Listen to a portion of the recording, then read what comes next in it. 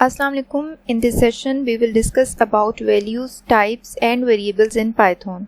आज के सेशन में हम देखेंगे कि Python में हमारे पास values क्या होती हैं, types क्या होती हैं and variables क्या होते हैं. लास्ट सेशन में हमने Python के शेल पे कुछ Python की कमांड्स को एग्जीक्यूट कराया था. इसका मैं थोड़ा सा फॉन्ट साइज इंक्रीज कर देती हूँ.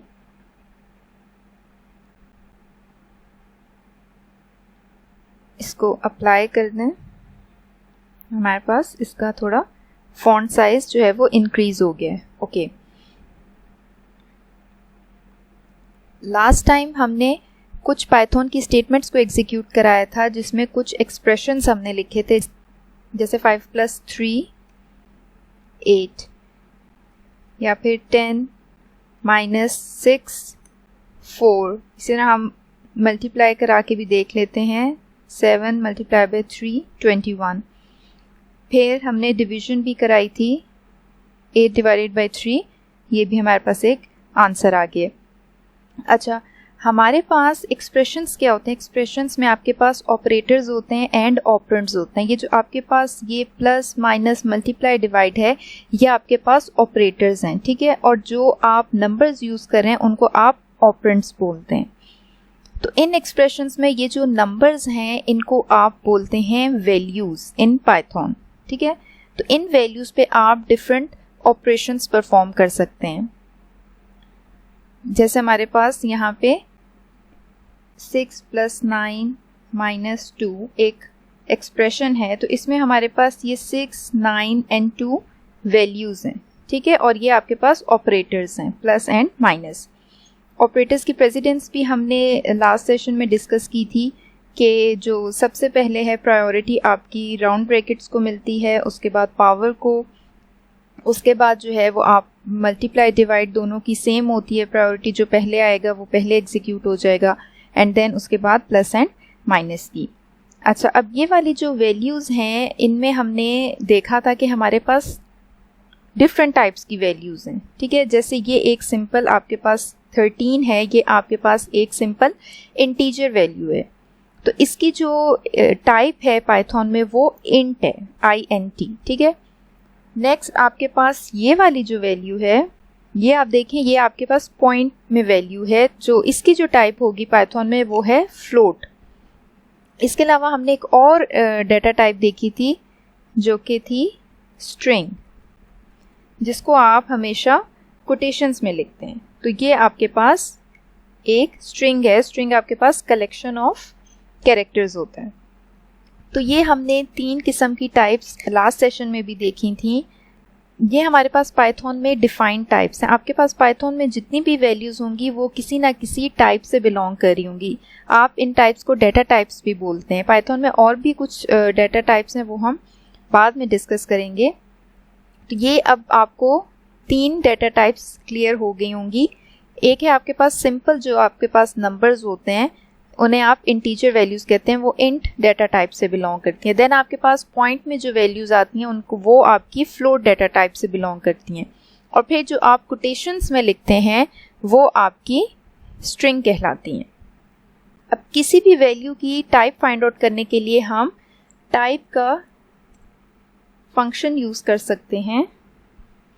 जैसे मैं 4 की टाइप फाइंड आउट करना चाहती हूँ, तो ये देखें इसने मुझे शो कर दिया कि 4 की टाइप है इंट. नेक्स्ट मैं कोई पॉइंट में वैल्यू देती हूँ 6.9. इसकी डेटा टाइप इसने मुझे बता दी है, ये है फ्लोट. ओके, उसके बाद मैं एक स्ट्रिंग लिखती हूँ और इसकी टाइप देखते हैं. तो इसकी टाइप क्या है आपके पास? str, जो कि स्ट्रिंग को रिप्रेजेंट कर रही है. तो टाइप के फंक्शन से आप किसी भी वैल्यू की डेटा टाइप फाइंड आउट कर सकते हैं. आप किसी एक्सप्रेशन की भी डेटा टाइप फाइंड आउट कर सकते हैं, जैसे कि 6 + 4, ठीक है. इसकी भी डेटा टाइप क्या है? इंट है, क्योंकि 6 + 4 जब आप करेंगे तो आपके पास जो आंसर आएगा वो भी एक इंटीजर वैल्यू होगी. उसके बाद अगर आप टाइप 8 / 3 इस एक्सप्रेशन की करें तो इसकी आपको टाइप वो क्या शो कर रहा है, फ्लोट। फ्लोट क्यों शो कर रहा है, क्योंकि आपके पास पॉइंट में आंसर आएगा। अच्छा, यहाँ पे मैं एक और चीज़ आपको बताना चाह रही हूँ। अगर आप यहाँ पे लिखते हैं टाइप और उसके बाद आप कोट्स में लिख देते हैं कोई इंटीजर वैल्यू, अब इसकी उसने टाइप शो की है स्ट्रिंग, ठीक है। हालांकि यहाँ पे आप कह सकते हैं कि आपके पास ये सिंपल एक इंटीजर वैल्यू है, लेकिन क्योंकि आपने इसको डबल कोट्स में लिखा हुआ है इसलिए उसने आपको इसकी टाइप स्ट्रिंग ही शो की है। तो ये है आपके पास डिफरेंट वैल्यूज़ और उनकी टाइप्स, या फिर जिनको आप डेटा टाइप्स भी कह सकते हैं। अब हम डिस्कस करते हैं वेरिएबल्स को। वेरिएबल्स क्या होते हैं? Variables actually refers to a name of a value.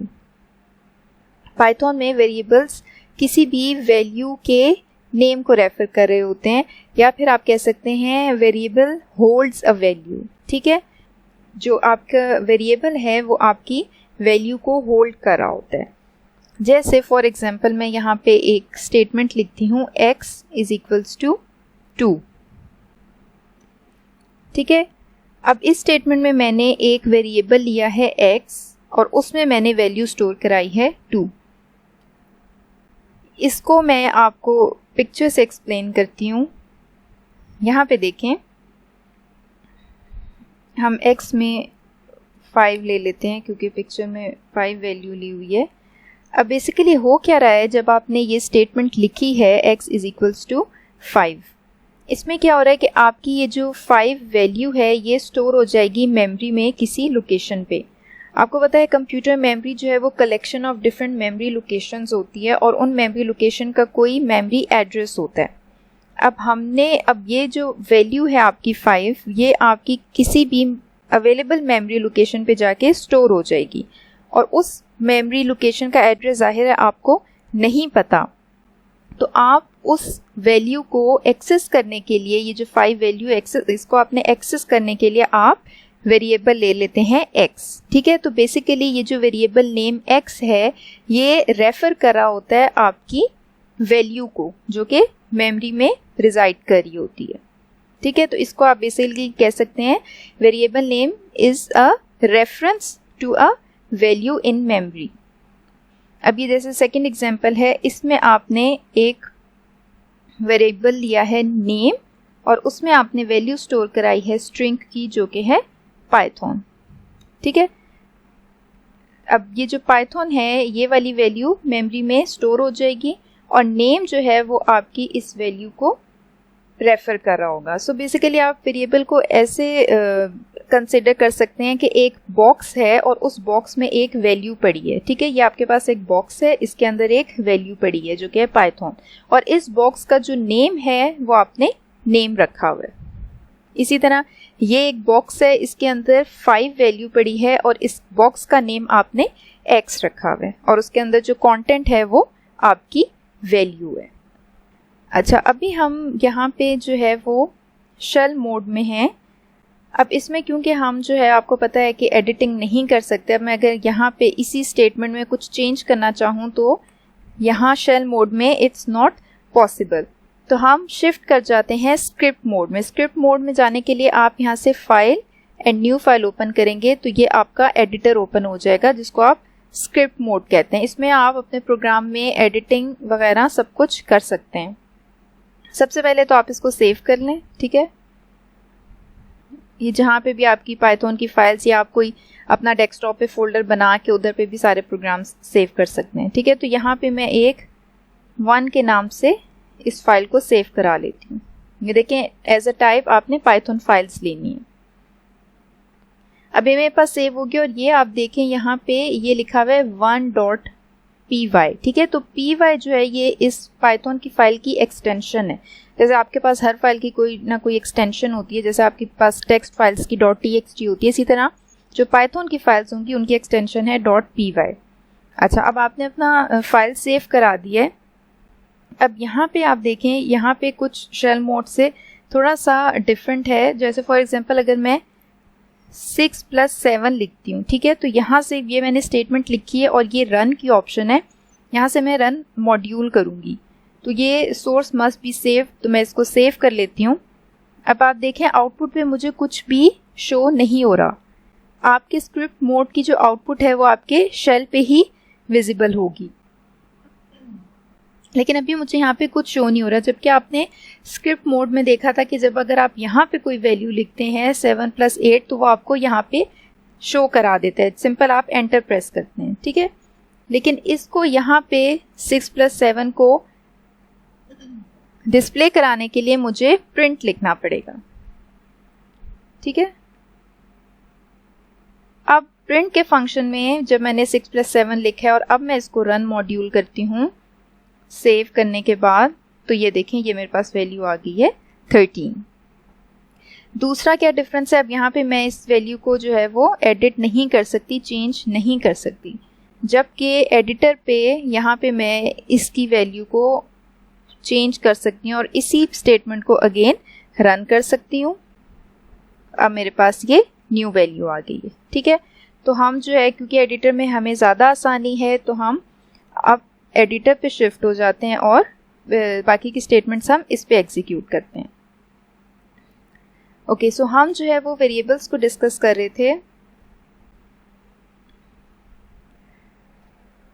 अब वेरिएबल्स में बेसिकली आप कोई वैल्यू एक बार स्टोर कराते हैं तो बाद में वो वैल्यू चेंज भी हो सकती है, इसीलिए इसका नेम वेरिएबल है। जैसे फॉर एग्जांपल यहाँ पे मैं लिख रही हूँ x = 9, ठीक है।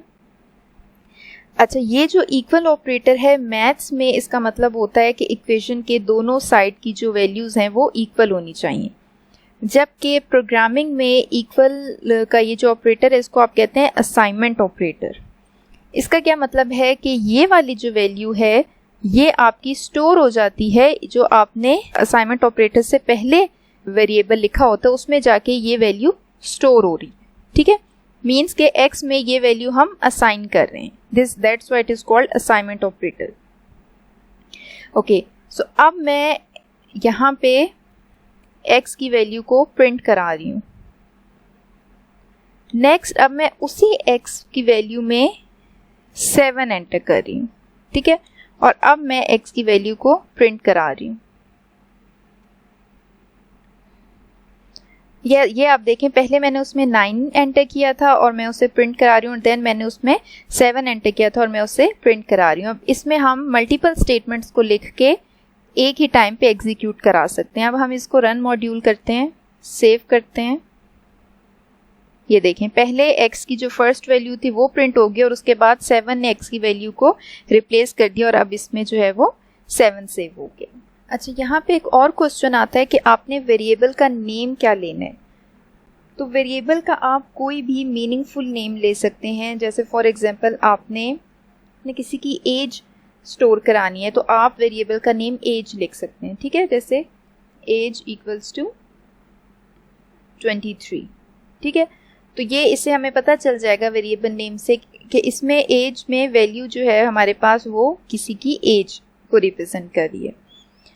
अच्छा, यहाँ पे आपके पास कुछ स्पेसिफिक रूल्स हैं वेरिएबल नेम्स डिफाइन करने के। आप कोई भी लेटर्स जो है वो यूज़ कर सकते हैं वेरिएबल नेम्स में। नंबर्स यूज़ कर सकते हैं लेकिन वो लेटर्स के बाद आने चाहिए, मीन्स के स्टार्ट में आप नंबर्स यूज़ नहीं कर सकते।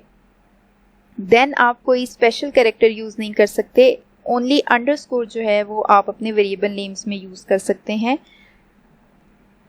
इसके अलावा आप कोई भी कीवर्ड यूज़ नहीं कर सकते। जैसे कि आपने अभी प्रिंट यूज़ किया है और टाइप यूज़ किया है, ये कुछ कीवर्ड्स हैं जो कि पाइथन के रिजर्व वर्ड्स हैं, इनका एक स्पेशल मीनिंग है पाइथन में, तो ये आप as a variable name use नहीं कर सकते।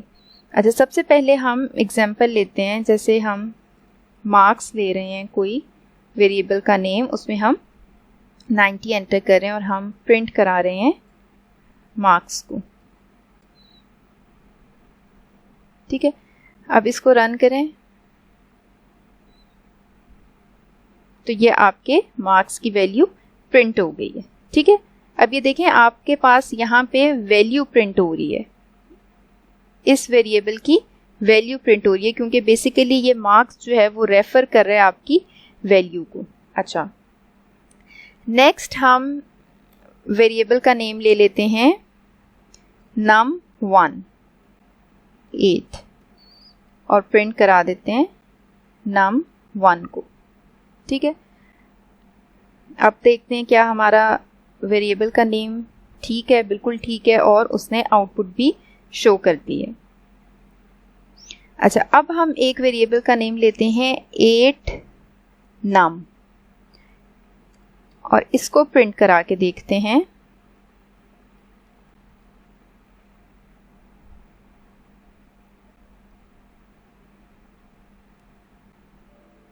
ये देखिए हमारे पास एरर आ गया है इनवैलिड सिंटैक्स का, क्योंकि आप वेरिएबल नेम को जो है वो नंबर से स्टार्ट नहीं कर सकते।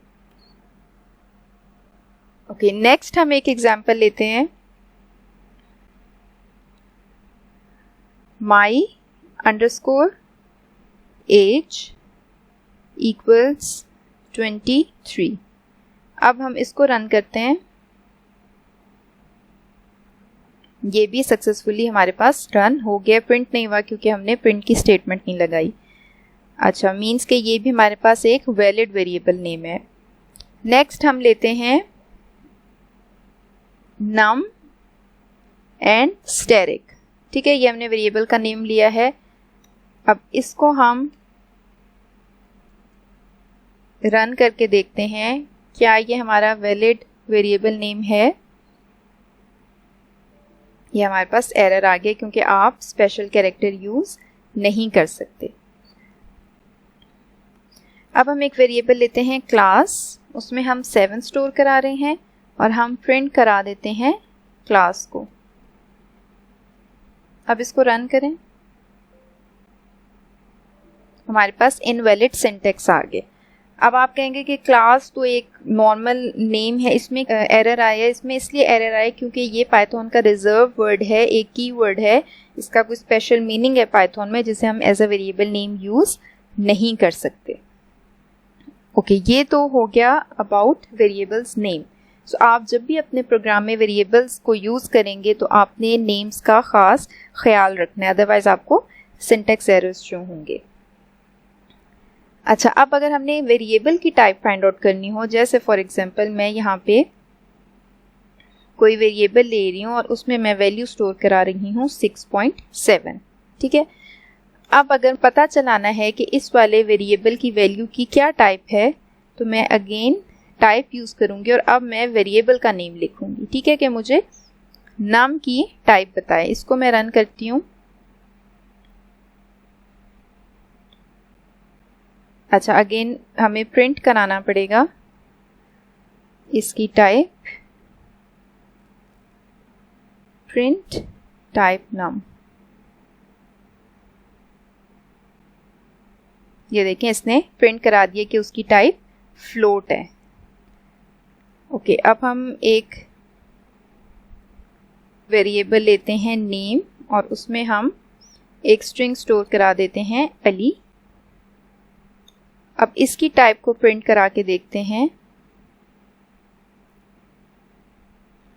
Type name.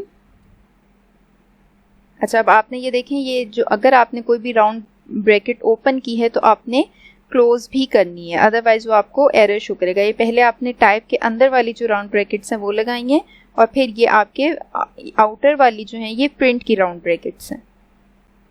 इसको रन करके देखते हैं। यह आपके पास शो कर रहा है स्ट्रिंग के अली जो है वो उसकी जो टाइप है वो स्ट्रिंग है। इस तरह हम एक इंटीजर की एग्जांपल देख लेते हैं। num equals to 6, print type किसकी, num की। इसको रन करते हैं। अब इसने शो कर दिया कि जो num में वैल्यू है उसकी टाइप आपके पास int है। अच्छा, अब इधर पे आप जो है वो सिंपल num में डायरेक्ट आप कोई वैल्यू स्टोर करा रहे हैं। आप num में किसी एक्सप्रेशन का रिजल्ट भी स्टोर करा सकते हैं, जैसे कि फॉर एग्जांपल मैं एक ले लेती हूँ x equals 3 + 4। अब मैं प्रिंट करा रही हूँ x को, ठीक है। अब इसको रन करके देखें, ये आपके पास 3 + 4 7 आ गया आंसर। इट मीन्स के आपके x में 3 + 4 की वैल्यू है, मीन्स 3 + 4 ऐड हो गए हैं, तो वो जो 7 वैल्यू है वो x आपकी 7 वैल्यू को रेफर कर रहा है। अच्छा, इसी तरह आप किसी वेरिएबल में किसी दूसरे वेरिएबल की भी वैल्यू असाइन कर सकते हैं। जैसे अगर मैं यहाँ पे लिखती हूँ y = num, अब ऊपर आप देखें num में मैंने वैल्यू असाइन की हुई है 6, ठीक है, और नीचे मैंने एक वेरिएबल लिया है y और उसमें मैंने num को असाइन किया है। अब हम इसको प्रिंट करते हैं y को और देखते हैं क्या होता है। देखें, अब y की मैंने वैल्यू प्रिंट कराई है, तो y में भी आपके पास 6 वैल्यू आ गई है, क्योंकि आपने उसे num की वैल्यू असाइन की है जो कि 6 थी। अच्छा, अब इसमें आप वेरिएबल्स के साथ भी एक्सप्रेशन लिख सकते हैं। जैसे फॉर एग्जांपल मैं यहाँ पे लिखती हूँ, अब मैं एक वेरिएबल लेती हूँ z और उसमें मैं वैल्यू सेव करती हूँ x - num।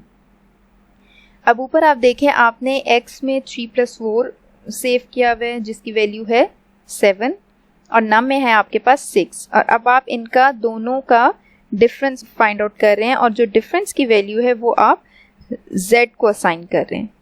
अब हम z को प्रिंट करा के देखते हैं। z की वैल्यू हमारे पास क्या आनी चाहिए, 4 + 3 7, यहाँ पे 7 - 6 जो num में वैल्यू है 6, तो 7 - 6 1 आना चाहिए। तो देखते हैं, यहाँ पे आपके पास 1 की वैल्यू आ गई है। ऊपर जो 6 वो शो कर रहा है वो आपने ऊपर क्योंकि यहाँ पे y भी प्रिंट कराया हुआ है उसमें 6 है, z में आपके पास 1 आ गए। अच्छा, अब हम एक एग्जाम्पल करते हैं, एक प्रोग्राम करते हैं जिससे हमने आज जो कॉन्सेप्ट्स पढ़े हैं वो हमें क्लियर हो जाएंगे, ठीक है। आप चाहें तो इसी को एडिट कर दें, इसी फाइल को एडिट कर दें, अदरवाइज हम एक न्यू फाइल ओपन कर लेते हैं, इसको हम सेव कर लेते हैं, प्रोग्राम 1, ठीक है, और ये बाकी हम क्लोज कर देते हैं। अच्छा, अब हमारे पास प्रोग्राम क्या गिवन है, Assume that we have following variables and values। हमें width दी हुई है 17, height दी हुई है 12.0। Find the result of following expressions, also display the type of each। अब आपने ये सारे expressions find out करने हैं, इनकी values find out करनी है, print करानी है और इनकी type भी बतानी है। ओके, सो सबसे पहले हमें पता है कि हमने 2 variables लेने हैं, name भी हमें given है, एक है width और width में हमारे पास वैल्यू है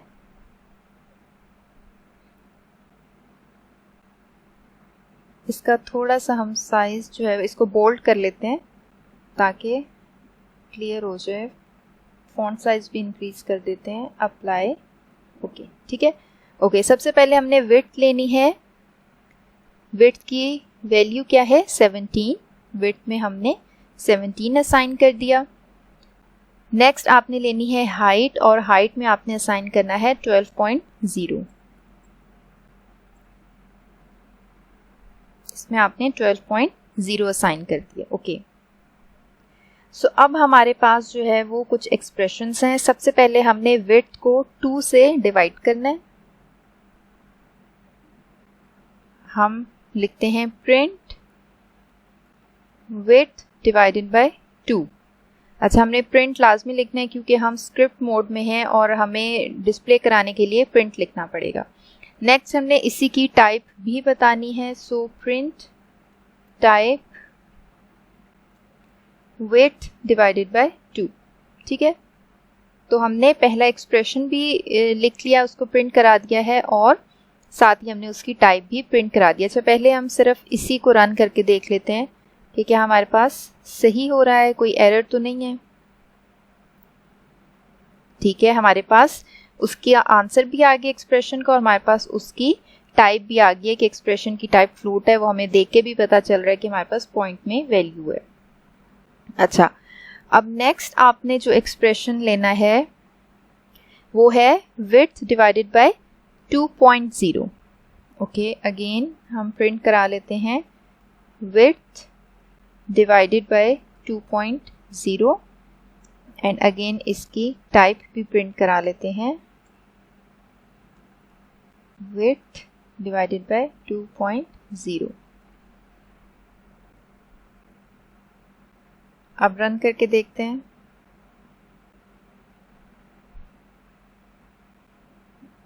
वही सेम आंसर आ रहा है 0.0, so उसकी वैल्यू पे कोई भी फर्क नहीं पड़ा।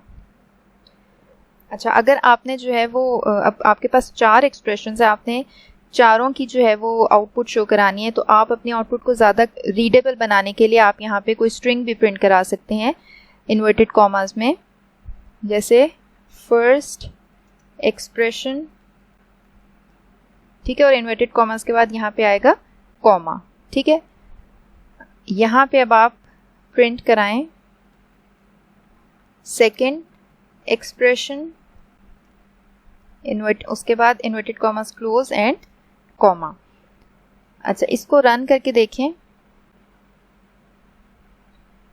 अब वो देखें, मुझे पता चल रहा है कि फर्स्ट एक्सप्रेशन का ये आंसर है एंड सेकंड एक्सप्रेशन का मेरे पास ये आंसर है।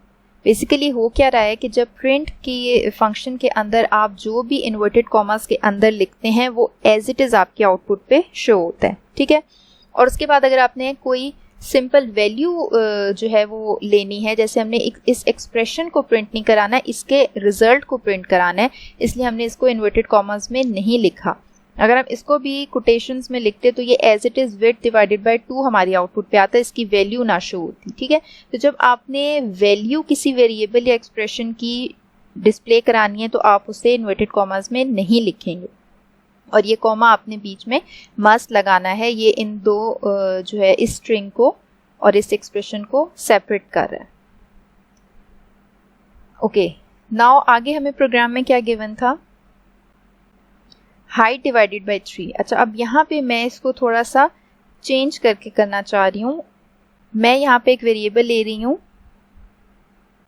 आंसर का, ठीक है, और इसमें मैं फाइंड आउट कर रही हूँ हाइट डिवाइडेड बाय 2, ठीक है। ये ऊपर जो मैंने हाइट ली हुई है और उसको मैं 2 से डिवाइड कर रही हूँ, और अब मैं प्रिंट करा रही हूँ third expression, inverted commas close, next comma, और अब मैं यहाँ पे सिंपल आंस को प्रिंट करा रही हूँ, आंस की वैल्यू को प्रिंट करा रही हूँ, क्योंकि वो जो एक्सप्रेशन था उसकी वैल्यू मैंने आंस को असाइन कर दी है, ठीक है। तो अब मैं या तो इसको डायरेक्टली प्रिंट कराऊँ, डायरेक्टली यहाँ पे लिख के प्रिंट कराऊँ, या फिर जिसमें मैंने वैल्यू स्टोर की हुई है उस वेरिएबल का यहाँ पे नेम लिख दूँ, कोई फ़र्क नहीं पड़ता, ठीक है। अब इसकी आपने टाइप लिखनी है तो प्रिंट टाइप आपने किसकी बतानी है, ANS वेरिएबल की, क्योंकि उसमें हमारे पास आंसर स्टोर है। फोर्थ आपने क्या करना है, हाइट इनटू विड्थ। अब इसमें भी जो है मैं एक वेरिएबल ले रही हूँ एरिया का, उसमें मैं इस एक्सप्रेशन की वैल्यू स्टोर करा रही हूँ, जो उसका रिजल्ट आएगा वो स्टोर करा रही हूँ विड्थ इनटू हाइट, ठीक है। इसको अब आप प्रिंट कराएं, यहाँ पे लिखें fourth expression comma and then area, और इसके बाद आप प्रिंट कराएंगे टाइप, और किसकी टाइप, एरिया की टाइप।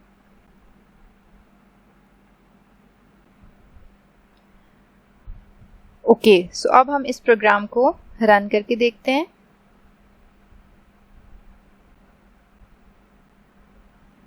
अच्छा, फर्स्ट एक्सप्रेशन का रिजल्ट ये है और इसकी टाइप फ्लोट है, सेकंड का रिजल्ट ये है, इसकी टाइप फ्लोट है, थर्ड एक्सप्रेशन का रिजल्ट 6.0 है, इसकी भी टाइप फ्लोट है, और फोर्थ एक्सप्रेशन का भी रिजल्ट हमारे पास 204 है और इसकी भी टाइप हमें पॉइंट में ही शो हो रही है। अच्छा, अब यहाँ पे आप फोर्थ जो एक्सप्रेशन है उसमें हमारे पास फ्लोट टाइप क्यों आ रही है, क्योंकि हाइट हमारे पास 2.0 है, ठीक है, वो ऑलरेडी फ्लोट वैल्यू, तो जब आप उसे इंटीजर वैल्यू को फ्लोट वैल्यू से मल्टीप्लाई करा रहे हैं तो वो 0.0 के साथ भी मल्टीप्लाई हो रहा है और हमें रिजल्ट में भी फ्लोट वैल्यू मिल रही है। तो इस प्रोग्राम में इनिशियली आपने 17 वैल्यू असाइन की है विड्थ को और 12 वैल्यू असाइन की है आपने हाइट को। उसके बाद आपने फर्स्ट एक्सप्रेशन का रिजल्ट जो है वो प्रिंट कराया है, ठीक है, यहाँ पे आपने डायरेक्टली फर्स्ट एक्सप्रेशन लिख दिया है और उसकी आपने टाइप भी प्रिंट करा दी है। नेक्स्ट आपने अगेन प्रिंट का फंक्शन यूज़ किया है, आपने पहले एक string as it is print करा दी है सेकेंड एक्सप्रेशन, और कॉमा के बाद आपने जिस एक्सप्रेशन का आंसर फाइंड आउट करना है वो लिखा है, और इसी तरह आपने एक्सप्रेशन की टाइप भी प्रिंट करा दी है।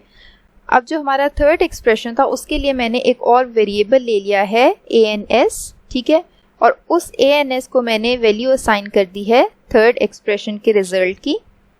वो अब वैल्यू इसके जो आंसर आएगा हाइट डिवाइडेड बाई 2 वो जाके वैल्यू स्टोर हो जाएगी ans में, और उसके बाद मैंने उसको इस वेरिएबल नेम के साथ उस वैल्यू को प्रिंट करा दिया है। इसी तरह मैंने उसकी टाइप प्रिंट करा दी है। नेक्स्ट एक्सप्रेशन में भी मैंने विड्थ और हाइट की वैल्यूज़ को मल्टीप्लाई करा के इसकी वैल्यू असाइन कर दी है एरिया को। अब यहाँ पे आपने एरिया की वैल्यू प्रिंट करा दी है और उसके बाद आपने उसकी टाइप प्रिंट करा दी है। तो ये आपका प्रोग्राम इस तरह से होगा। एक और प्रोग्राम देख लेते हैं। The volume of sphere is 4 divided by 3 multiply by pi into R cube. What is the volume of sphere with radius 5। अच्छा, इन्होंने हमें एक्सप्रेशन दे दिया है, फॉर्मूला गिवन है, रेडियस की वैल्यू भी बता दी है कि रेडियस की वैल्यू 5 होगी। अब हमने volume of sphere find out करना है, ठीक है। हम एक न्यू फाइल ओपन करते हैं, इसको हम सेव करते हैं।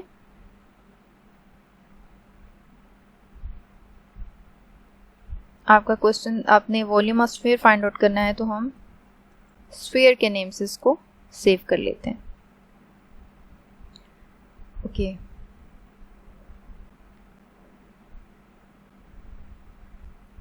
अब हम प्रोग्राम लिखते हैं। सबसे पहले हमें पता है कि हमने एक वेरिएबल लेना है रेडियस का और उसमें हमने वैल्यू असाइन करनी है 4। अच्छा, अब हमने जो है वो फाइंड आउट करना है वॉल्यूम ऑफ स्फीयर। तो हम एक वेरिएबल ले लेते हैं वॉल्यूम का, जिसमें हम जो वैल्यू हम जो असाइन करेंगे वो उसका स्फीयर होगा, और स्फीयर का फॉर्मूला हमारे पास क्या है, 4 divided by 3 next multiply by pi. अच्छा, यहाँ पे हम सिंपल पाई की वैल्यू ले रहे हैं जो 3.14 है, हमें पता है। उसके बाद आप इसको मल्टीप्लाई कराएंगे रेडियस, और रेडियस के आपने जो है वो पावर लेनी है 3। तो हमने देखा था लास्ट टाइम पावर के लिए हम 2 बार स्टेरिक का साइन यूज़ करते हैं और इसके साथ हम लिख देते हैं 3, क्योंकि हमने उसके 3 पावर लेनी है। अच्छा, अब इस एक्सप्रेशन को हम राउंड ब्रैकेट्स के साथ लिखें तो हमारा आंसर मोर एक्यूरेट आएगा, कि जो हमने पहले प्रायोरिटी पे सॉल्व कराना है एक्सप्रेशन, उसको हम राउंड ब्रैकेट में लिख देते हैं। जैसे 4 डिवाइड बाई 3 की वैल्यू वो फाइंड आउट कर ले, रेडियस की जो वैल्यू है जो 4 है इसका क्यूब फाइंड आउट कर ले, और उसके बाद ये तीनों वैल्यूज आपस में मल्टीप्लाई हो जाएं, ठीक है। अब आपने प्रिंट कराना है वॉल्यूम ऑफ स्फीयर इज, और आगे कॉमा लगा के आपने वैल्यू देनी है वॉल्यूम।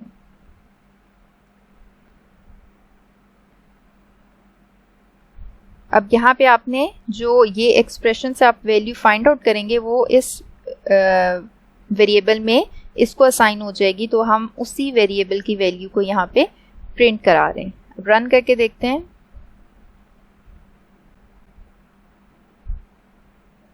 ये हमारे पास वॉल्यूम ऑफ स्फीयर की वैल्यू आ गई है। अच्छा, अब अगर आप देखें यहाँ पे इस प्रोग्राम में आप मॉडिफिकेशन भी कर सकते हैं। अगर आपकी रेडियस की वैल्यू चेंज होती है तो आप सिंपल यहाँ पे रेडियस की वैल्यू चेंज करके और इसको रन करें, तो ये आपके पास जो न्यू रेडियस की वैल्यू है उससे आपका जो है वो volume of sphere find out करके आ गए। तो ये कुछ सिंपल क्वेश्चंस थे जिनसे आपको वेरिएबल का वैल्यू का कॉन्सेप्ट जो है वो क्लियर हो गया होगा। टिल नेक्स्ट सेशन, अल्लाह हाफिज़।